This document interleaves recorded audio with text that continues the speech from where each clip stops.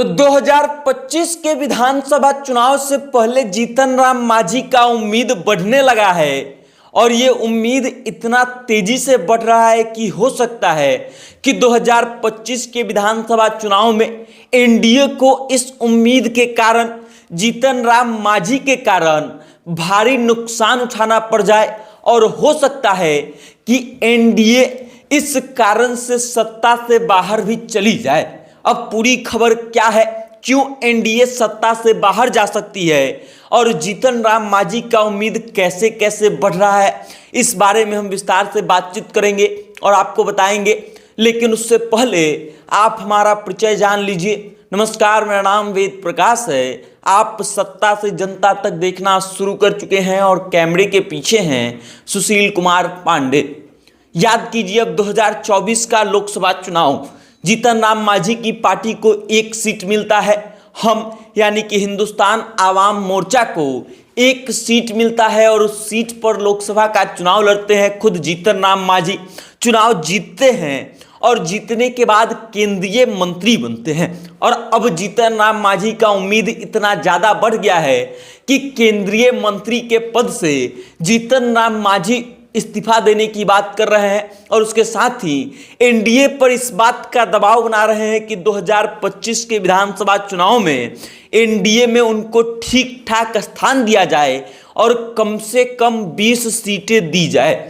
अब इस बात को आप समझिए कि जीतन राम मांझी के पार्टी की स्थिति कैसी रही है। आज से पहले जो है कभी भी इतना संख्या जितना वो डिमांड कर रहे हैं उनके विधायकों की नहीं रही है, ना तो उनके पार्टी का परफॉर्मेंस बहुत बेहतरीन रहा है। इस कारण से जब जीतन राम मांझी की उम्मीदें बढ़ेंगी तो हो सकता है कि 2025 के विधानसभा चुनाव से पहले एनडीए में एक बखेरा खड़ा हो और इस बखेरा के नेतृत्वकर्ता जो हैं वो जीतन राम मांझी होंगे। अब इस बात को समझिए, पिछले कुछ दिनों से जीतन राम मांझी लगातार बयान दे रहे हैं, हर जिले में कार्यकर्ता सम्मेलन कर रहे हैं, कार्यकर्ताओं से बातचीत करते हैं, उनको संबोधित करते हैं और इन संबोधन के समय में जीतन राम मांझी जो बातें कहते हैं उससे साफ साफ झलक रहा है कि जीतन राम मांझी बगावती सुर अपना रहे हैं और बगावत करने के फुल मूड में हैं। अब 21 जनवरी को मुंगेर के जमालपुर में जीतन राम मांझी कार्यकर्ताओं के सम्मेलन को संबोधित कर रहे थे और वहां कहते हैं कि लगता है हमको कैबिनेट छोड़ना पड़ेगा। मतलब जीतन राम मांझी कैबिनेट से इस्तीफा देने की बात कर रहे हैं। और ये बात क्यों कर रहे हैं ये समझ लीजिए। जीतन राम मांझी कहते हैं कि झारखंड में हम सीट नहीं मांगे तो नहीं मिला, दिल्ली में भी नहीं मिला, कहा गया कि नहीं मांगे थे इसलिए नहीं मिला। केंद्रीय मंत्री जो है जीतन राम मांझी वो आगे कहते हैं कि ये कोई न्याय है क्या, हमारा कोई अस्तित्व नहीं है क्या। जीतन राम मांझी अपने अस्तित्व के बारे में बात कर रहे हैं और उसके बाद कहते हैं कि देखे एनडीए के लोग, जब जनमानस हमारा है, वोटर्स मेरे साथ है, तो सीट मुझे क्यों नहीं मिले।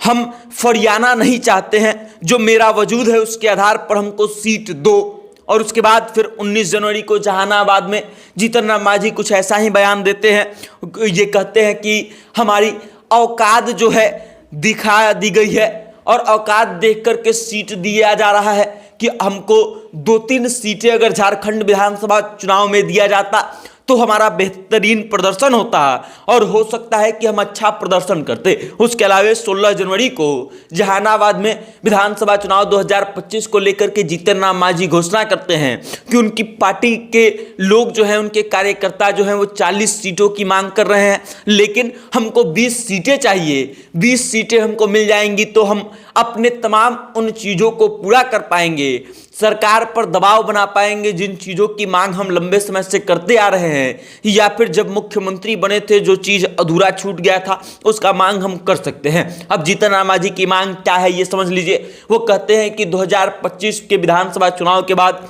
अगर हम यानी कि हिंदुस्तान आवाम मोर्चा मजबूत स्थिति में रहेगी तो सरकार पर दबाव बना करके पेंशन जो मिलता है बुजुर्गों को उसका संख्या जो है वो अमाउंट जो है वो 2000 कर दिया जाएगा।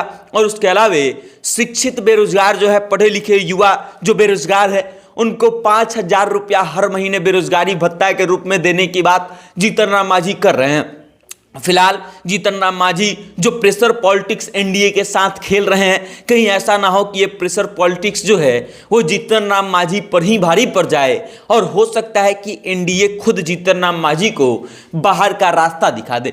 बाकी अब आप इस खबर को लेकर के क्या सोचते हैं, जीतन राम मांझी के इस प्रेशर पॉलिटिक्स के बारे में क्या सोचते हैं, अपनी राय कमेंट करके हम तक भेज दीजिएगा और देखते रहिएगा सत्ता से जनता तक। बहुत बहुत धन्यवाद।